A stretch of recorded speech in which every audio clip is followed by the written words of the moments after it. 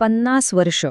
तब्बल 50 वर्षांच्या एका मोठ्या गॅपनंतर माणूस पुन्हा एकदा चंद्रावर पाऊल ठेवायला तयार झालाय. आणि हे शक्य होतंय नासाच्या आर्टेमिस मिशनमुळे. पण एक मिनिट, आपण फक्त परत नाही जातोय. नाही नाही, आपण तर अंतराळात एका पूर्णपणे नव्या युगाची पायाभरणी करतोय. चला तर मग, हा जो रोमांचक प्रवास आहे ना, तो नेमका काय आहे हे जरा जवळून समजून घेऊया. तर सुरुवातच करूया अपोलो मोहिमेपासून. ती ऐतिहासिक मोहीम झाली आणि त्यानंतर तब्बल अर्धशतक उलटून गेले. पण मग प्रश्न हा येतो की इतक्या वर्षानंतर अचानक पुन्हा चंद्राकडे जाण्याची गरज का पडली? आणि हाच प्रश्न खरं तर या नव्या चंद्रयुगाच्या अगदी केंद्रस्थानी आहे. हो, अगदी तोच प्रश्न, की इतकी वर्ष थांबून आता चंद्रावर परत का जायचं? ह्या एका प्रश्नाचं उत्तर आहे ना, ते फक्त टेक्नॉलॉजीमध्ये नाहीये. याचं उत्तर दडलंय भविष्यात. माणूस अंतराळात कसा राहणार, आपलं अस्तित्व कसं टिकवणार, या कल्पनेत. आणि हे उत्तर नीट समजून घेण्यासाठी आपल्याला अपोलो आणि आर्टेमिसमधला सगळ्यात मोठा फरक बघावा लागेल. अपोलो मिशनचं ध्येय काय होतं? झेंडे आणि पाऊलखुणा. म्हणजे फक्त तिथे पोहोचलो, झेंडा लावला, पाऊलखुणा सोडल्या, झालं. पण आर्टेमिसचं ध्येय, ते आहे तिथे जाऊन राहणं. हो, हा फक्त एक टूर नाहीये, तर चंद्रावर कायमस्वरूपी वस्ती करण्याच्या दिशेने टाकलेलं हे पहिलं आणि सगळ्यात महत्त्वाचं पाऊल आहे. ठीक आहे, पण आत्ताच का? यामागे फक्त जुन्या आठवणी किंवा नॉस्टॅल्जिया नाहीये. अजिबात नाही. यामागे आहेत एकदम ठोस वैज्ञानिक, आर्थिक आणि स्ट्रॅटेजिक कारणं. आणि हीच कारणं आपल्याला सांगतायत की चंद्र आता आपल्यासाठी फक्त आकाशातला एक गोल उरलेला नाहीये, तर तो भविष्यासाठी एक खूप महत्त्वाचं रिसोर्स, एक साधन बनला आहे. यामागे प्रामुख्याने 3 मोठी कारणं आहेत. पहिलं, सायंटिफिक एक्सप्लोरेशन, म्हणजे वैज्ञानिक शोध.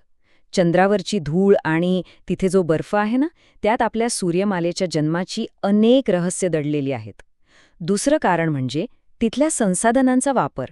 जरा विचार करा, चंद्रावर जर पाणी सापडलं तर त्यापासून आपल्याला ऑक्सिजन मिळेल आणि रॉकेटसाठी इंधनसुद्धा बनवता येईल. आणि तिसरं आणि सगळ्यात मोठं कारण म्हणजे मंगळाकडे जाण्याचं प्रवेशद्वार. हो, मंगळावर जाण्याआधी चंद्र आपल्यासाठी एक प्रॅक्टिस ग्राउंड, एक बेस कॅम्प बनेल. अर्थातच, एवढी मोठी स्वप्न बघितल्यावर ती प्रत्यक्षात आणायला तितकीच जबरदस्त उपकरणं, तितकीच पॉवरफुल टेक्नॉलॉजी लागणार. आणि आर्टेमिस मिशनसाठी जी टेक्नॉलॉजी खास तयार केली आहे ना, ती अपोलोच्या काळातल्या टेक्नॉलॉजीपेक्षा कित्येक पटीने पुढे आहे. या संपूर्ण मिशनचे आपण म्हणू शकतो 4 मेन पिलर्स आहेत, 4 आधारस्तंभ. पहिलं, स्पेस लॉन्च सिस्टम किंवा SLS. हे नासाने बनवलेलं आजवरचं सगळ्यात पॉवरफुल रॉकेट आहे. दुसरं, ओरियन स्पेसक्राफ्ट. हे म्हणजे अंतराळवीरांसाठी एक सुपर ॲडव्हान्स्ड लाईफ बोट आहे. तिसरं आहे लुनार गेटवे.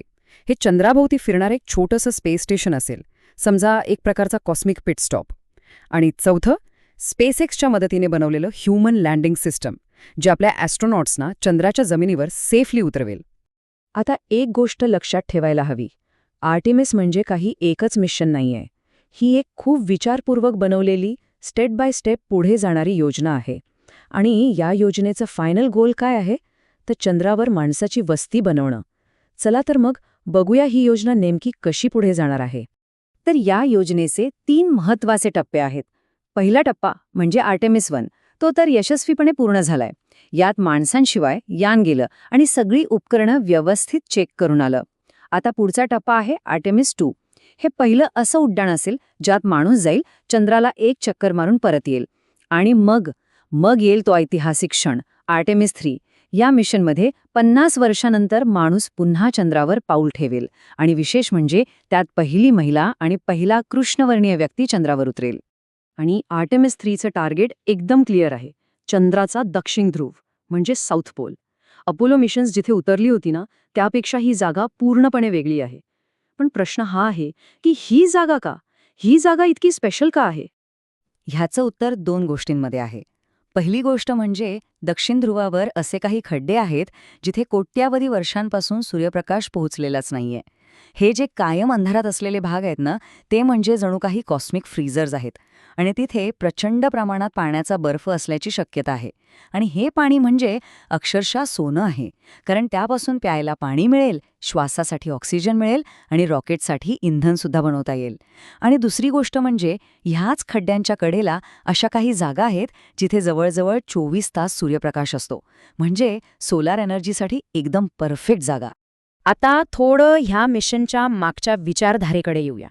कारण आर्टेमिस म्हणजे फक्त अपोलो मिशनची कॉपी नाहीये. नाही, त्या पलीकडे जाऊन हा एक खूप मोठा, एक स्ट्रॅटेजिक बदल आहे.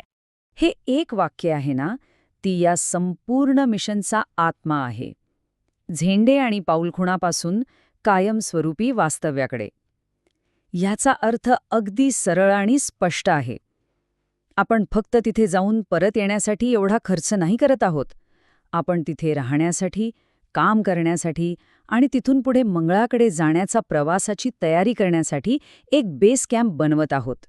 50 वर्षांपूर्वी हे सगळं फक्त एक स्वप्न होतं, पण आजची टेक्नॉलॉजी ते शक्य करून दाखवते. AI बेस्ड नॅव्हिगेशनमुळे प्रवास जास्त सुरक्षित झालाय. ॲडव्हान्स्ड लाईफ सपोर्ट सिस्टीम्समुळे आपण पृथ्वीपासून खूप दूर जास्त काळ राहू शकतो. आणि हो, स्पेसएक्स सारख्या कंपन्यांनी जे रियुजेबल रॉकेट्स आणलेत, त्यामुळे अंतराळ प्रवासाचा खर्च इतका खाली आलाय की आता तिथे एक बेस बनवणं परवडणारं झालंय. आणि हेही लक्षात घ्या की यामागे फक्त विज्ञान नाहीये. आजचं जे जिओपॉलिटिकल वातावरण आहे ना, त्यात अमेरिका, चीन आणि इतर मोठे देश चंद्राकडे एक स्ट्रॅटेजिक लोकेशन आणि रिसोर्सेसचा खजिना म्हणून बघतायत. त्यामुळे ही आता फक्त शोधाची स्पर्धा राहिलेली नाही, तर ही चंद्रावर आपलं वर्चस्व कोण गाजवणार आणि तिथल्या संसाधनांवर कंट्रोल कोण मिळवणार याची एक नवीन स्पेस रेस सुरू झालीये.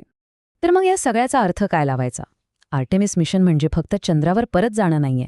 हे मिशन आपल्या मानवजातीच्या अंतराळ प्रवासातलं एक नवं पान उघडतंय, एक नवीन चॅप्टर सुरू करतंय. आणि याचे परिणाम आपल्या कल्पनेच्याही पलीकडचे असतील.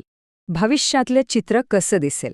इमॅजिन करा, चंद्रावर एक कायमस्वरूपी आर्टेमिस बेस कॅम्प असेल, जिथे सायंटिस्ट्स राहतील, काम करतील. चंद्राच्या आसपास नवीन कमर्शियल इंडस्ट्रीज सुरू होतील.